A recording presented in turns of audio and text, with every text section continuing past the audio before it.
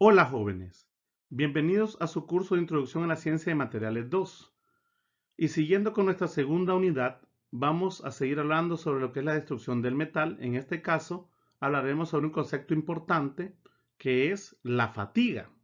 Ya anteriormente hablamos sobre lo que era, jóvenes, la fractura. Y vamos a dar una introducción a este tema que es de vital importancia, sobre todo en el uso de los diferentes materiales, en este caso, lo que son los metales.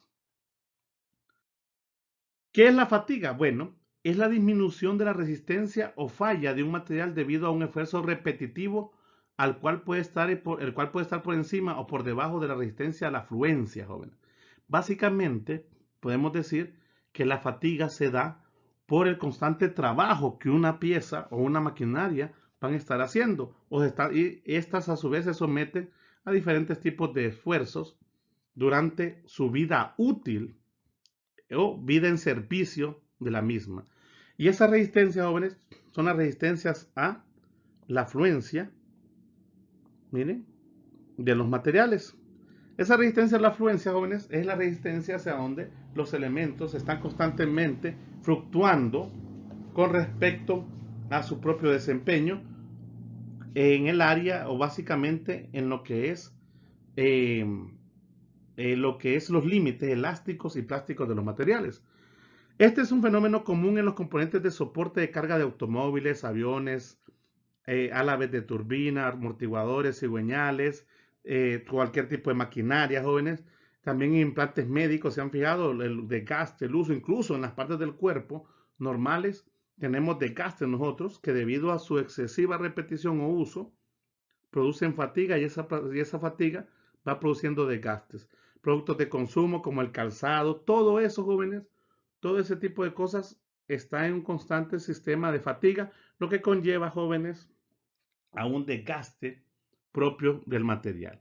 Y todo eso, gracias a que se dan esfuerzos repetitivos de tensión, compresión, flexión, vibración, a todo eso exponemos este tipo de cosas. Incluso lo que es la expansión térmica y contracción, efectos dados por los cambios de temperatura u otros esfuerzos.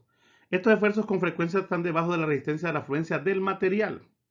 Porque una vez, jóvenes, que vamos al punto de resistencia y fluencia o la pasamos, básicamente el material ya no puede seguir siendo utilizado. Por eso es que se llega hasta ese punto y después cerca del punto de fluencia y el material, joven, está ese constante movimiento de esfuerzos que no sobrepasan en ese punto. Porque una vez que sobrepasamos el punto de fluencia, incluso que llegamos a él, ya el material empieza a no servir, a destruirse por completo. ¿Ok, jóvenes? Cuando el esfuerzo ocurre un número suficiente de veces, ocasiona lo que se conoce como falla por fatiga. Mire ciclos, cuando esos ciclos son de constante en el tiempo, se produce lo que es la fatiga. Por eso es que muchas construcciones y materiales, jóvenes, tienen un tiempo de vida útil. A eso le llamamos nosotros tiempo de vida útil. Es el tiempo, jóvenes, en el cual un material va a estar trabajando constantemente o repetitivamente, sería el término más correcto, y con el desgaste que sufre, pues es desechado ese material. Las fallas por fatigas por lo regular ocurren en tres etapas. Primero, se inicia o nuclea una grieta pequeña con frecuencia en un tiempo bastante después de que comienza la carga. Miren, primero, jóvenes, se genera una grieta pequeña, que obviamente con esa constante repetición va a estar sufriendo la carga a la cual es sometida. Después, la grieta se propaga de manera gradual a medida que la carga continúa ciclándose. ¿Ok? O sea, una vez que se produce esa famosa grieta, el sistema va a aguantarnos un tiempo, pero la grieta se va a ir extendiendo.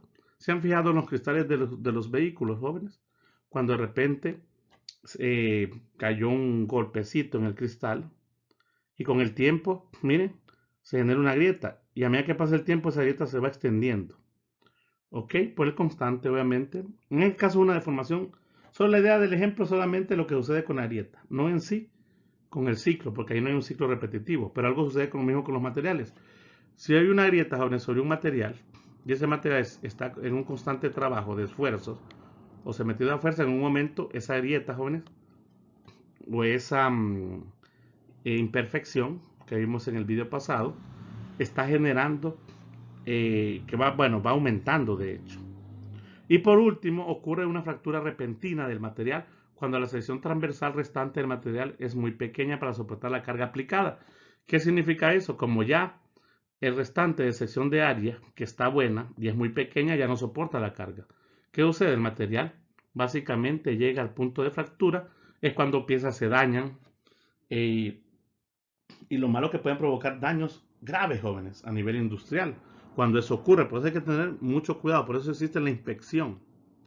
Jóvenes, la inspección sobre esos materiales. Eso es prevenir directamente cualquier cosa. Si alguien detecta una falla en el material y observa que la falla ya es significativa, lo que hace antes de que ocurra un problema más grave es reemplazar dicha eh, máquina o equipo, etcétera. Por tanto, los componentes fallan por fatiga, aun cuando el esfuerzo aplicado total puede permanecer debajo del límite elástico. Mire qué interesante, ¿no? Aunque tengamos jóvenes que el esfuerzo máximo no haya sido sobrepasado, pero con la constante repetición del uso de la máquina, obviamente va a llegar a un punto donde se va a dañar. ¿Ok? A una escala de longitud local, el esfuerzo excede por mucho la resistencia a la tensión. Mire. También otro importante, la resistencia a la tensión. Cuando hablamos de resistencia a la tensión, estamos hablando de jóvenes piezas sometidas a ensayos de tensión, ¿no?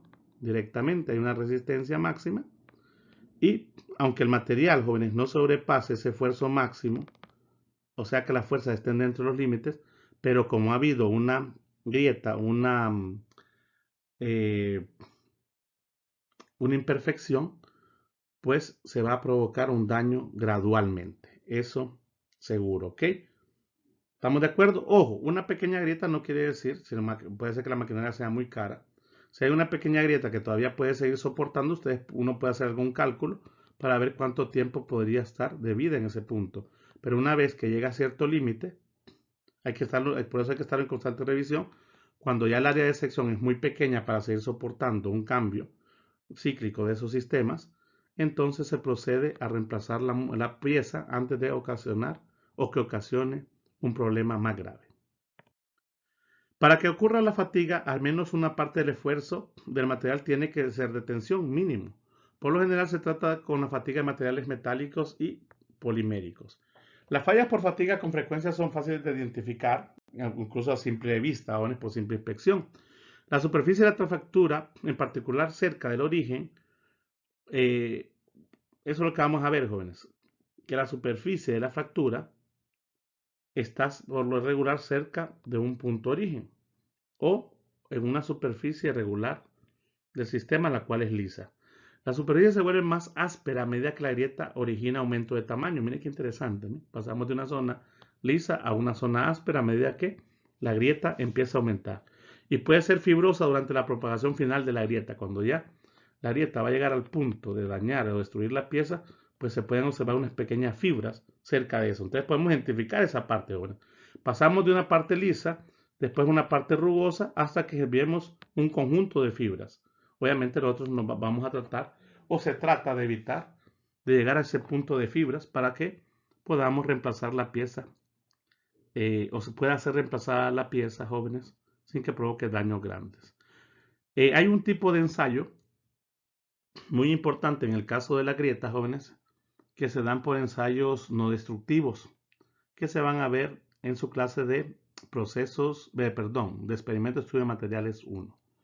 Los exámenes macroscópicos y microscópicos revelan una superficie de la fractura que incluyen un patrón de marcas como que fueran marcas de playa o estriaciones. Por lo regular se forman marcas de playa o de almeja, como se van a observar en las siguientes figuras. Aquí tenemos eso, ¿ves, jóvenes? Aquí vemos nosotros las marcas, miren. Aquí está el inicio, miren, normal del sistema, mira que se está propagando, miren.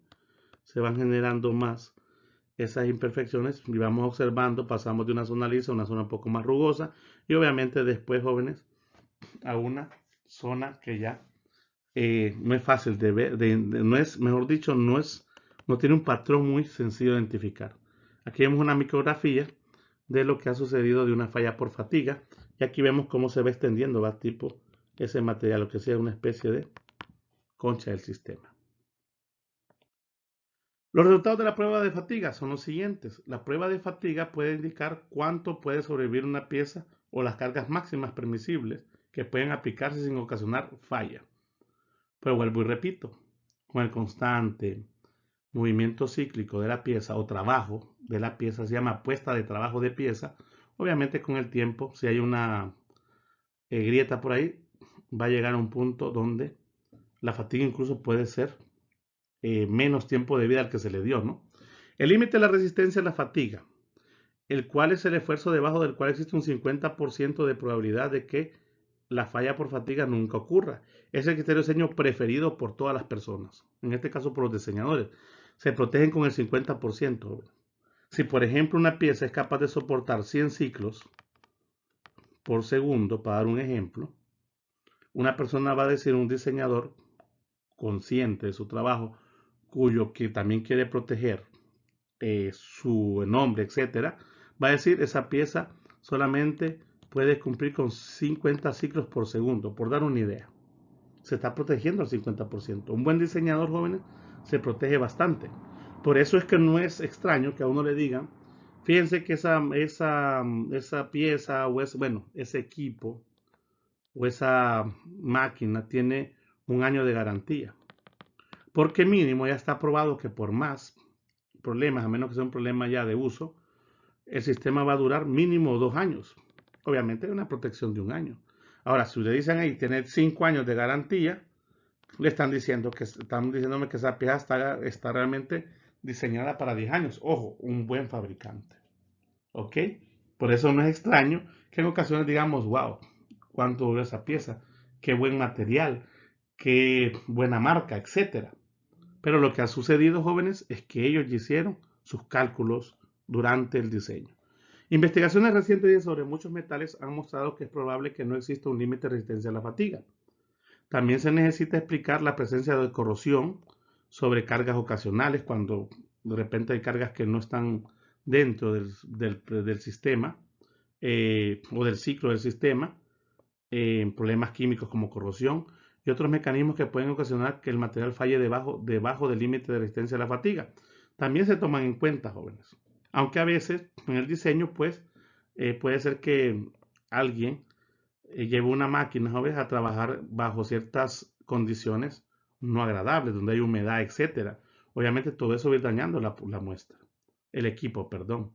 Por lo tanto, la resistencia a la fatiga no se podría calcular como un límite que yo diga, a ese límite va a llegar el sistema. ¿Por qué? Porque depende también de otras condiciones que ya son propias de dónde va a trabajar la maquinaria o dónde va a ser puesta en prueba el equipo. La vida de fatiga indica cuánto sobrevive un componente a un esfuerzo en particular. En algunos materiales, incluyendo los aceros, que son los que vamos a estudiar muy principalmente, el límite de la resistencia es de aproximadamente la mitad de la resistencia a la tensión. Mire qué interesante. ¿Verdad? En los aceros, el límite de resistencia mínima es la mitad de la resistencia de la tensión. La razón entre el límite de resistencia y la resistencia a la tensión se conoce como razón de resistencia. Si yo quiero calcular, jóvenes, esa razón de resistencia para hacer un buen cálculo, que básicamente tiende a la mitad, es dividir el límite de la resistencia a la fatiga entre la resistencia a la tensión. Y nosotros, para fines de diseño, eso debe darnos aproximadamente 0.5, que es la mitad. ¿Ok? De un 1% o de un 100% de vida de un material. Este permite calcular las propiedades de fatiga a partir de pruebas de tensión y estos, jóvenes, en los diseños es una protección del 50%. La aplicación de la prueba de fatiga, jóvenes, es muy importante. Los componentes con frecuencia son sujetos a condiciones de carga que no dan esfuerzos iguales en tensión y compresión. Por ejemplo, el esfuerzo, jóvenes, máximo durante la compresión puede ser menor que el esfuerzo de tensión máxima. En otros casos, la carga puede estar entre un esfuerzo de tensión máxima y un mínimo.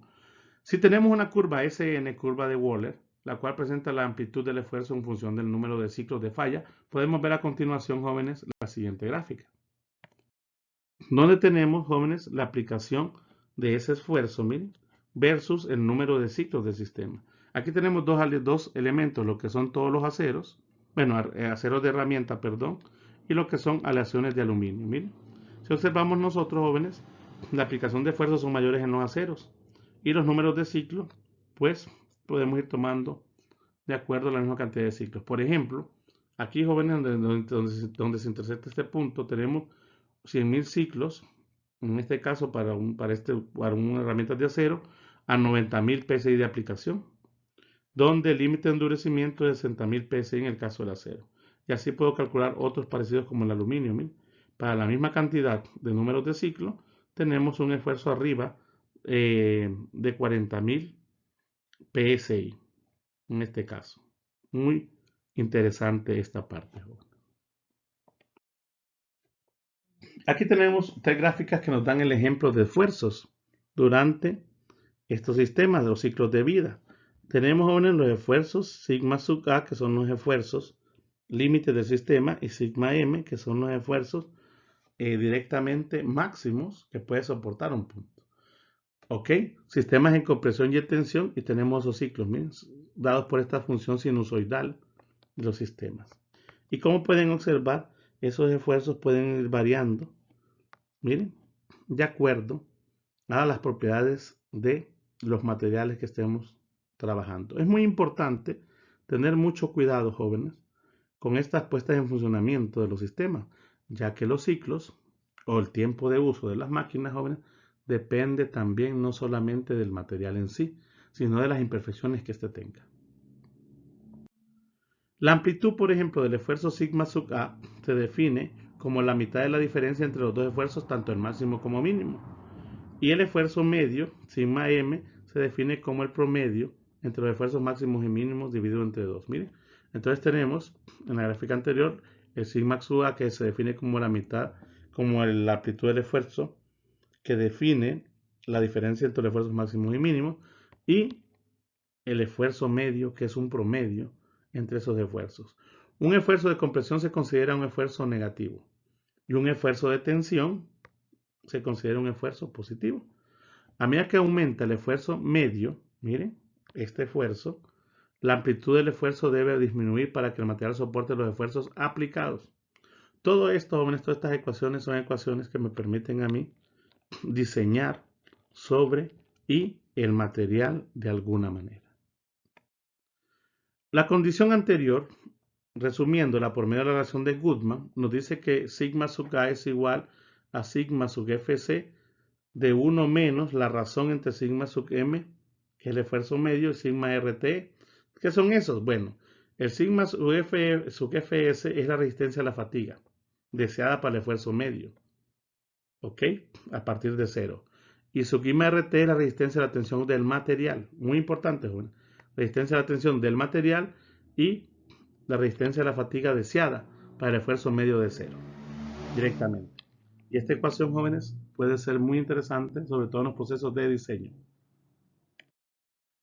Por último, y para finalizar, jóvenes, también la fatiga es afectada por lo que es la temperatura. A medida de que aumenta la temperatura del material, la vida de fatiga y el límite de resistencia a la fatiga disminuyen. Además, un cambio de temperatura cíclico propicia la falla por fatiga térmica. De hecho, hay esfuerzos térmicos que ingresan en el material. Cuando un material se calienta de una manera no uniforme, algunas partes de la estructura se expanden más que otras. De hecho, siempre ocurre, bueno, un material cuando se es calentado, se empieza a calentar desde el exterior hacia el interior, hacia el núcleo. No lo hace de manera uniforme, lo hace, de hecho, de forma variable. Esta expansión no uniforme introduce un esfuerzo dentro del material y cuando la estructura se enfría y se contrae posteriormente, se imponen los esfuerzos de signos opuestos, tanto de compresión como tensión, jóvenes. Las frecuencias, entonces la frecuencia con la que se aplica el esfuerzo también influye en el comportamiento de la fatiga. Por lo tanto, la temperatura también juega un papel importante para estos sistemas. En el caso, jóvenes, de los materiales, vuelvo y repito, el diseño es importante y el diseño parte de lo que son los esfuerzos. ¿Cuánto esfuerzo es capaz de soportar un material cuando tiene cierto número de imperfecciones, grietas, poros, etcétera? También esos, jóvenes, afectan los procesos considerablemente. No es lo mismo un material que tenga de repente pocas fisuras a un material que tenga muchas fisuras o cantidad de poros.